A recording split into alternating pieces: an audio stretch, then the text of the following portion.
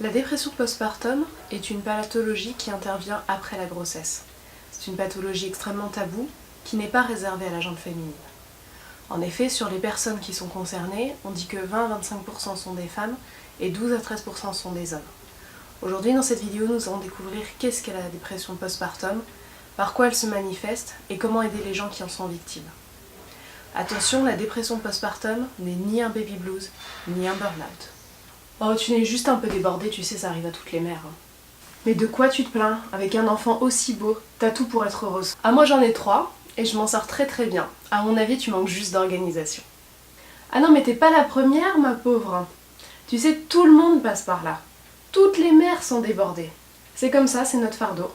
Si vous avez été victime de dépression postpartum, c'est peut-être ce que vous avez entendu. Alors non, toutes les mères ne passent pas par là.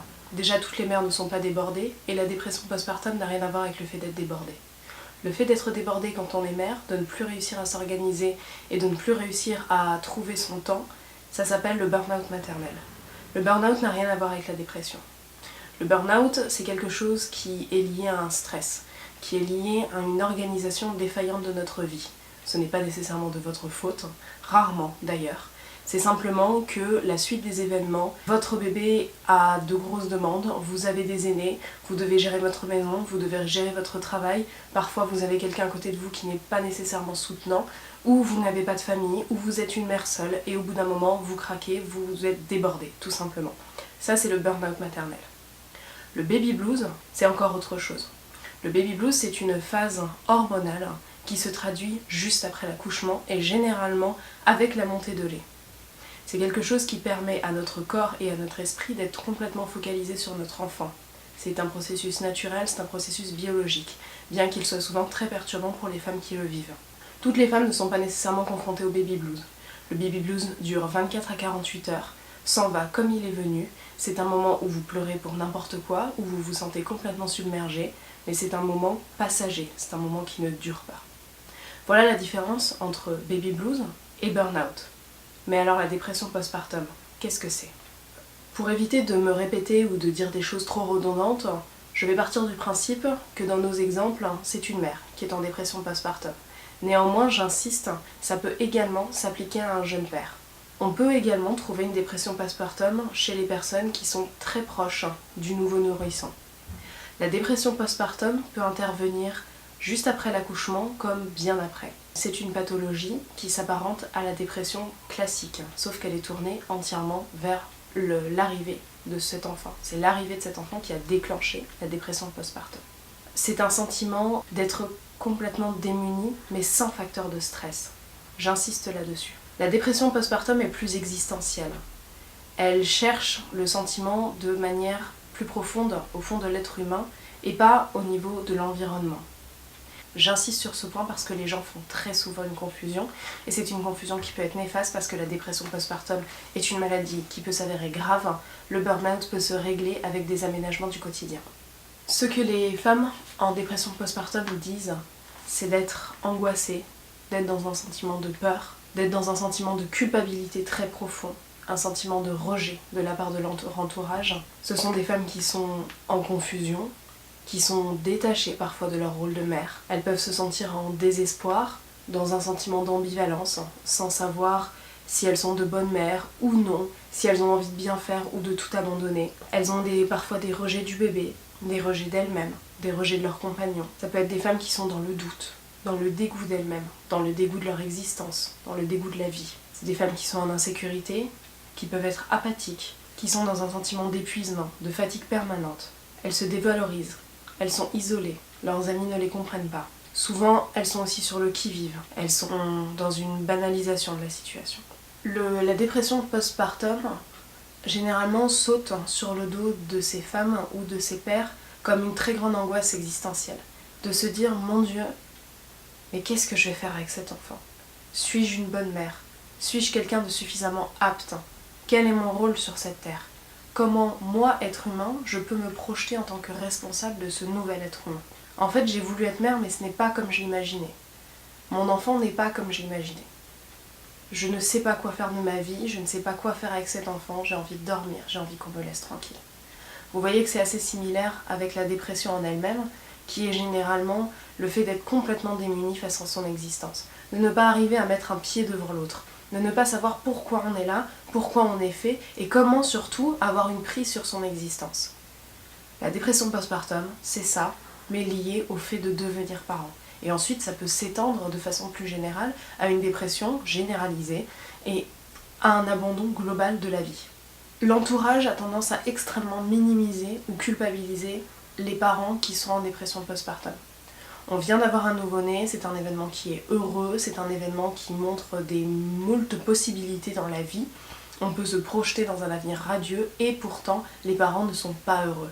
Donc il y a quand même quelque chose de très très culpabilisant pour eux, d'essayer de coller à tout prix à ce schéma de bonheur, et pour leur entourage qui leur dit mais écoute, enfin tu as tout pour être heureux, pourquoi tu n'es pas heureux? D'ailleurs c'est souvent ce qu'on dit aux personnes en dépression également. Ce qui est encore plus vicieux, c'est que souvent on ne se rend même pas compte que les gens sont en dépression postpartum, particulièrement les femmes, puisqu'elles le cachent. C'est tellement honteux d'être en dépression postpartum, c'est tellement tabou, c'est tellement sujet à des remarques, que généralement ce sont des femmes qui vont surjouer leur rôle de mère. Ce sont des femmes qui sont extrêmement épanouies avec leurs enfants, qui font tout correctement, qui parfois s'enferment dans un rôle de maternage proximal absolument idyllique, alors qu'en fait derrière, leur existence n'a aucun sens à leurs yeux. Donc il est difficile pour leur entourage de tirer la sonnette d'alarme.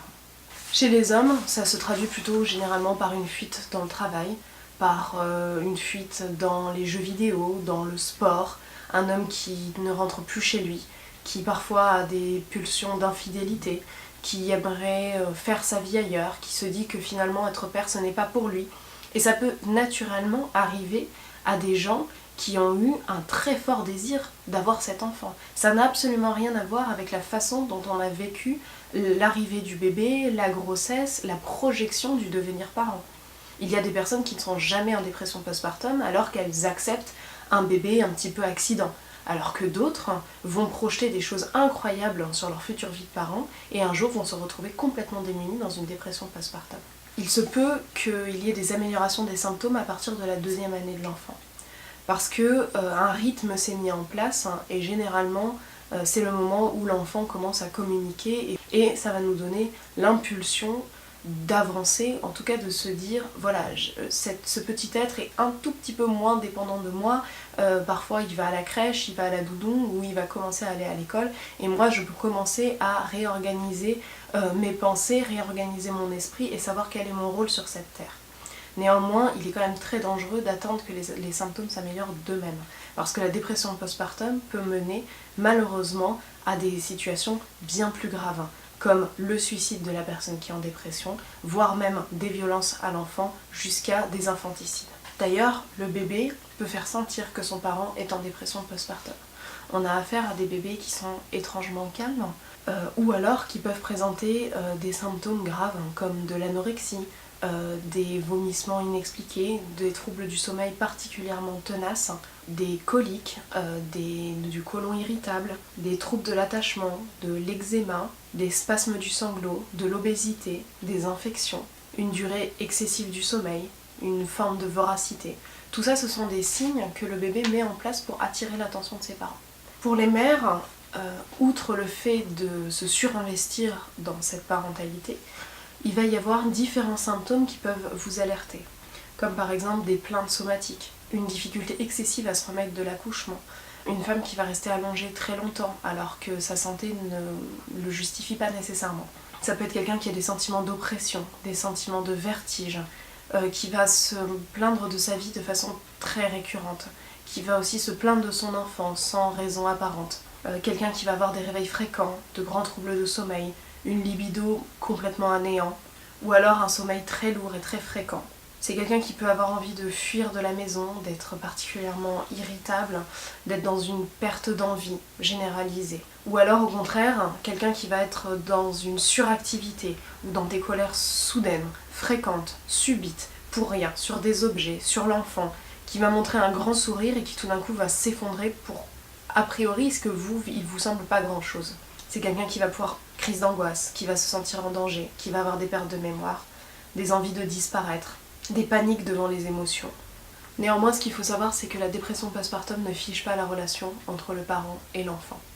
C'est quelque chose qui évidemment est extrêmement difficile à vivre pour la personne qui est concernée ou pour la personne qui l'accompagne au quotidien. Néanmoins, la relation avec l'enfant peut à terme se refaire, les liens peuvent se créer. La dépression postpartum n'est pas nécessairement un rejet de l'enfant en lui-même. C'est important de le souligner. C'est le fait de devenir parent. Ce n'est pas cet enfant. Ça peut être cet enfant, mais ce n'est pas toujours cet enfant. Alors qu'est-ce que vous pouvez faire si jamais vous voyez quelqu'un qui est en dépression postpartum? Essayez de bannir tout ce qu'on a vu tout à l'heure, toutes les culpabilisations, moi à ta place j'aurais fait autrement, de confondre baby blues et burn-out parce que maintenant vous savez que ce n'est pas la même chose, d'essayer de lui donner des conseils, tu devrais faire ci, tu devrais faire ça. Vous savez d'expérience, si vous avez côtoyé des gens en dépression, si vous l'avez été vous-même, que ça ne sert absolument à rien.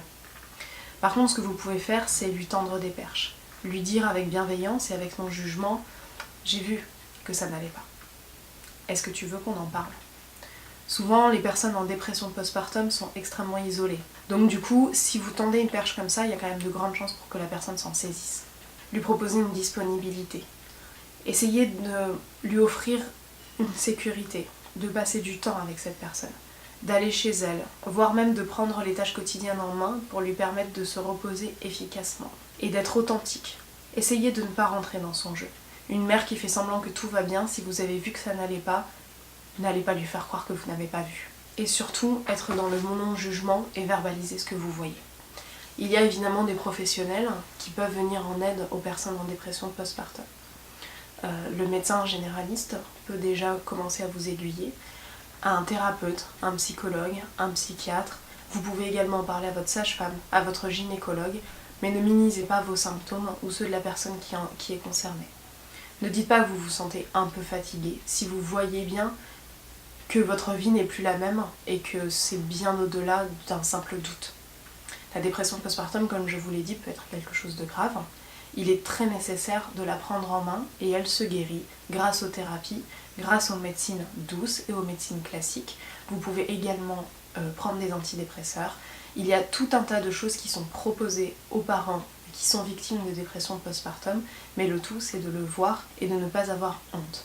Ce n'est pas de votre faute, comme les personnes en dépression ne choisissent pas d'être en dépression. La dépression est une maladie. Toutes les maladies peuvent être prises en charge à partir du moment où vous vous autorisez à être pris en charge. Et si vous êtes témoin de quelqu'un qui est dans ces difficultés, surtout ne la jugez pas et accompagnez-la déjà vers mieux-être, puis vers les professionnels qui pourront répondre à son besoin. Il y a un excellent site qui parle de tout ça, qui s'appelle Maman Blues, donc c'est mamanblues.com, et un livre qui s'appelle Tremblement de mer, voilà, et que je vous conseille, qui est dur, très dur à lire, mais qui pourra répondre efficacement à toutes vos questions. Le site propose aussi des SOS, des appels et des professionnels qui sont aptes à répondre à toutes vos questions et à vous prendre en charge.